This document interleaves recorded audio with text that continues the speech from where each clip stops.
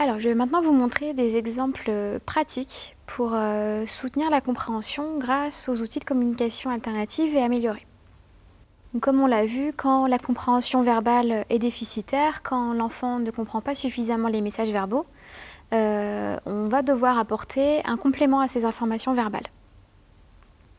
Ce complément, il va être visuel, c'est-à-dire que les outils visuels vont se superposer au message verbal pour apporter une redondance et des aides pour mieux comprendre. On voit une redondance des informations par plusieurs canaux sensoriels. On considère que chez les personnes avec des troubles du spectre autistique, le canal auditif fonctionne moins bien que le canal visuel. Donner seulement des informations verbales, il y a le risque qu'elles soient mal comprises.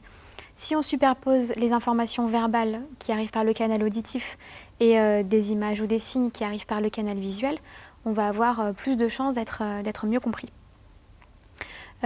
Ces aides visuelles, ça reste des aides. Donc, comme toutes les guidances, elles vont être à estomper pour une personne, elles vont être à adapter selon l'enfant, selon le moment, selon son état émotionnel, s'il est fatigué ou non, si c'est quelque chose qu'il a l'habitude de faire ou si c'est quelque chose de nouveau. Voilà, c'est une aide qu'il faut quand même aussi moduler et ce ne sera pas la même pour tous les enfants. Là encore, il faut se faire aider par un professionnel qui connaît son enfant et qui va pouvoir voilà, exactement vous dire comment utiliser ces aides visuelles, que ce soit à la maison ou à l'école, comment les adapter selon l'enfant, selon les moments, ce dont il a besoin et quelle stratégie on va pouvoir utiliser.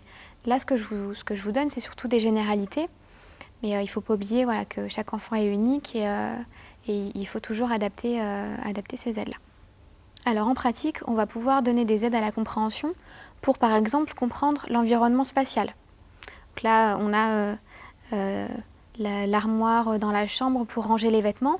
Si on veut que son enfant soit un petit peu autonome, on peut par exemple mettre les pictogrammes sur chaque placard. Comme ça, il saura tout seul où est-ce qu'il peut ranger ses pulls, ses t-shirts, ses pantalons.